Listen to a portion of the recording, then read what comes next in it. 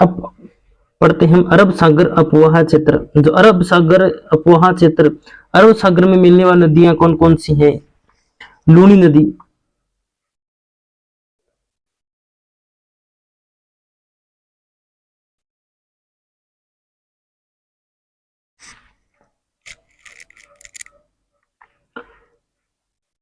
लूनी नदी, इसको लवणवती, मरु, आसा या सागरमती कहते हैं। इसकी कुल लंबाई 495 किलोमीटर है। लूनी नदी, इसका उद्गम नाग पहाड़ी पुष्कर अजमेर में है। इसका उद्गम नाग पहाड़ी पहाड़ियां हैं जो कि पुष्कर अजमेर में स्थित हैं, जो जहां से लूनी नदी का उद्गम होता है। इसका जो बहाव क्षेत्र है जो कि अजमेर अजमेर में इसका उद्गम होता है। अजमेर से नागौर, नागौर से पाली, पाली से जोधपुर, बाड़मेर और जालौर में इसका प्रवाह होता है। जोजरी नदी हमने पीछे बताया, जोजरी नदी जो एकमात्र ऐसी नदी है जो कि दाईं ओर से मिलती है, और सभी नदी लूनी नदी की जो सहायक नदियां होती हैं बाईं ओर मिलती हैं, और जोजरी नदी एकमात्र ऐसी नदी है जो कि दाईं ओर मिलती है।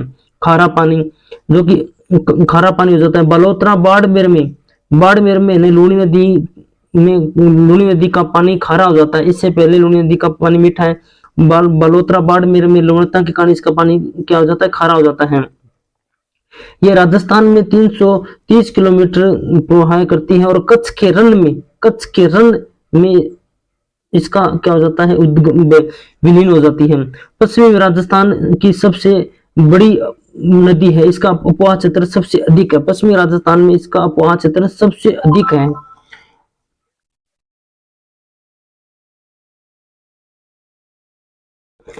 जुआई नदी, जुआई नदी की कुल लंबाई है 196 किलोमीटर।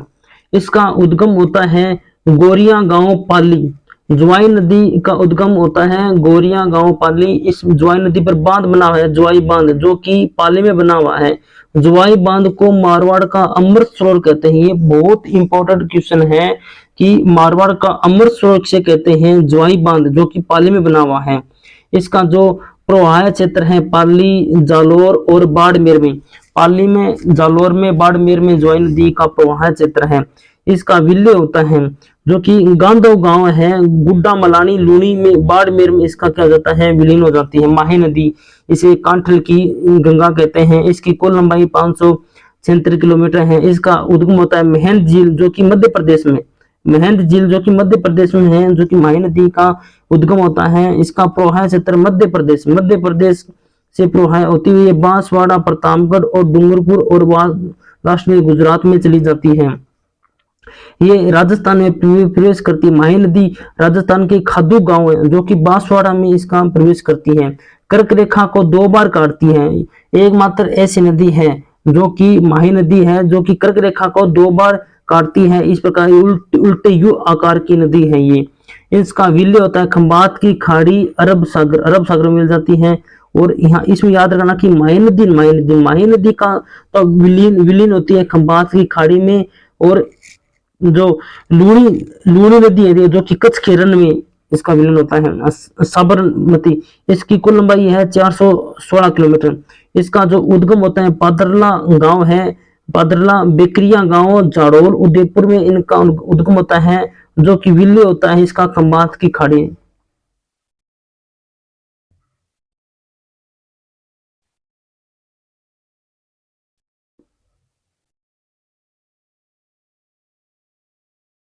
पश्चिम बनास, इसका उद्गम होता है पश्चिम बनास नदी, इसका उद्गम होता है सानवाड़ा सिरोही। ये बहुत बार प्रश्न आ चुका है कि पश्चिम बनास का उद्गम कहाँ होता है?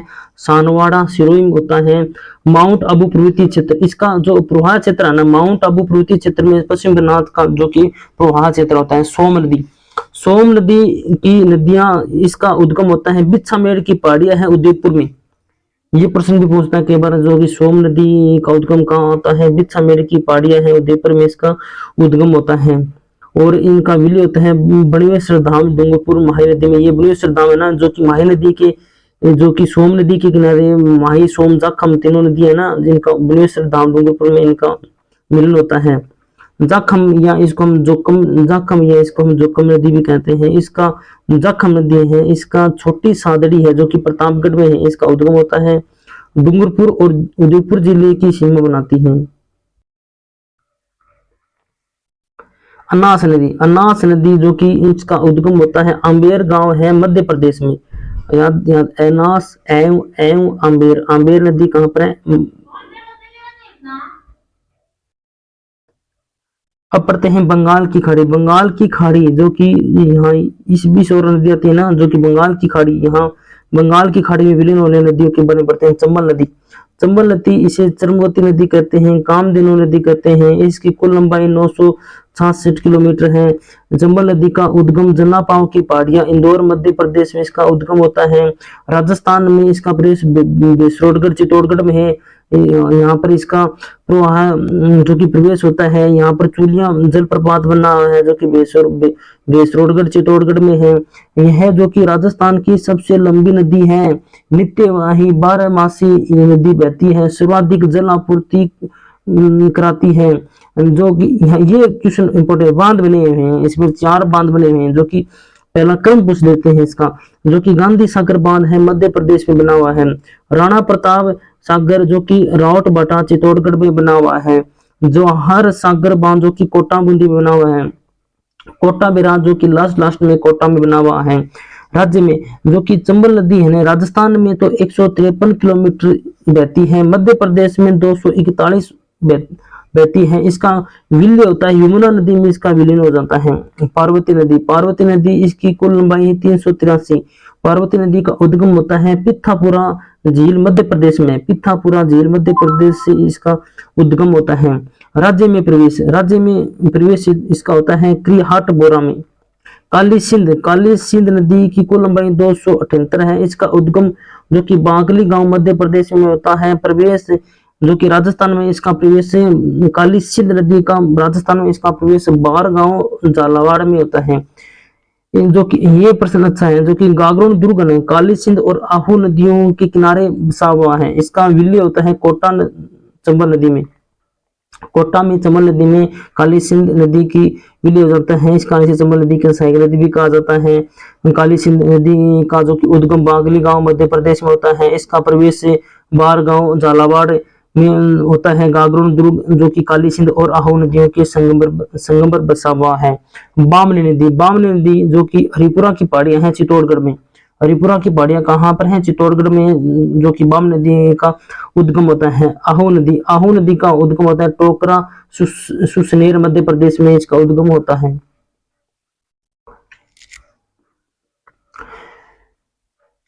परवन नदी का उद्गम राजगढ़ मालपुरा पठार है मध्य प्रदेश में, इसका उद्गम होता है। शेरगढ़ अभ्यारण्य किसके किनारे है? परवन नदी के किनारे। ये प्रश्न आता है, शेरगढ़ अभ्यारण्य इसके किनारे है।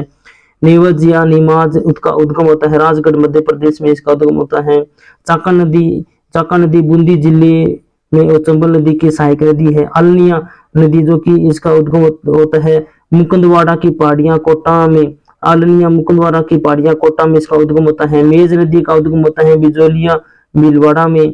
कुरा नदी उपरमाल का पठार भीलवाड़ा में इसका उद्गम होता है। बनास नदी खमनोर की पहाड़ियां हैं जो कि राजसमंद में इसका उद्गम होता है। बनास नदी चंबल नदी की सहायक नदी है।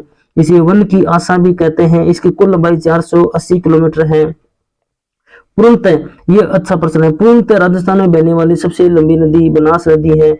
इसका जो प्रवाह क्षेत्र है राजसमंद से इसका उद्गम होता है। राजसमंद के बाद चित्तौड़ के बाद भीलवाड़ा, अजमेर, टोंक, सवाई माधोपुर इसका उद्गम होता है। बिसलपुर, बनास नदी पर बिसलपुर बांध बना है जो कि टोंक में है।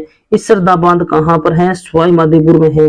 ये अभी क्वेश्चन आया था जो हाईकोर्ट में, इसमें पूछा था इसरदा बांध कहाँ है? सवाई माधोपुर में। बनास नदी इसे वन की आशा कहते हैं। इसकी कुल लंबाई 480 किलोमीटर है। पूर्णतः राजस्थान में बहने वाली सबसे लंबी नदी है।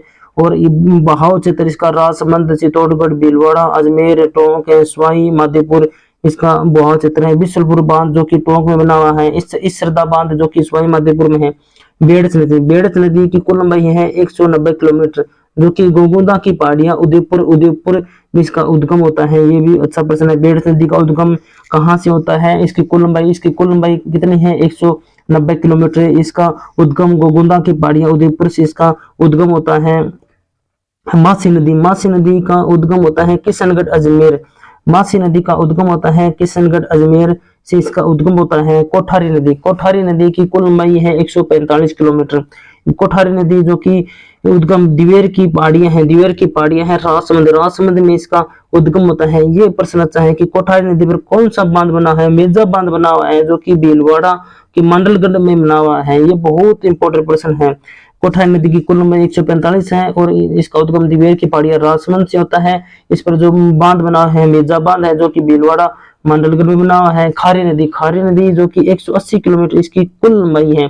जो खारी नदी जो कि बिजराल, बिजराल राजसमंद से इसका उद्गम होता है। इसका जो बहाव क्षेत्र राजसमंद, अजमेर, भीलवाड़ा, इस ये पूछता है कि खारी नदी का उद्गम कहाँ से होता है? बिजराल राजसमंद से होता है। यही इसका जो इंपोर्टेंट क्वेश्चन बनता है।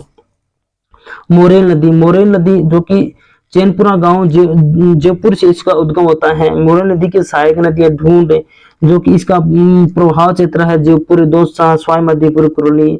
पार्वती सेकंड जो कि यमुना की सहायक नदी है। इसका उद्गम बद्रिया गांव धौलपुर। पार्वती सेकंड है जिसका उद्गम कहाँ से होता है? बद्रिया गांव धौलपुर से इसका उद्गम होता है।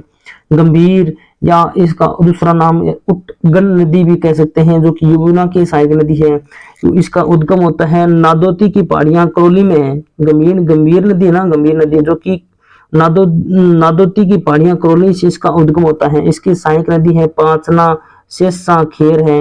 ये प्रश्न आता है कि पांचना बांध किस नदी बना हुआ है? गंभीर नदी पर बना हुआ है। राजस्थान का मिट्टी से बना हुआ सबसे बड़ा बांध कौन सा है? पांचना बांध है जो कि गंभीर नदी या उटकल नदी पर बना हुआ है। केवलादेव राष्ट्रीय उद्यान कहां पर है? गंभीर नदी के किनारे केवलादेव राष्ट्रीय उद्यान कहां पर है? भरतपुर में है।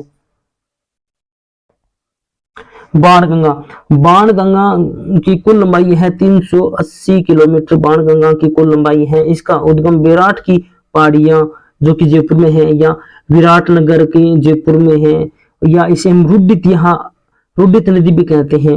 इसका जो बहाव क्षेत्र जयपुर, दौसा, भरतपुर, इसे अर्जुन की गंगा भी कहते हैं। इस पर जो बांध बना हुआ है जो कि जम्मू और रामगढ़ जयपुर में इस पर बांध बना हुआ है।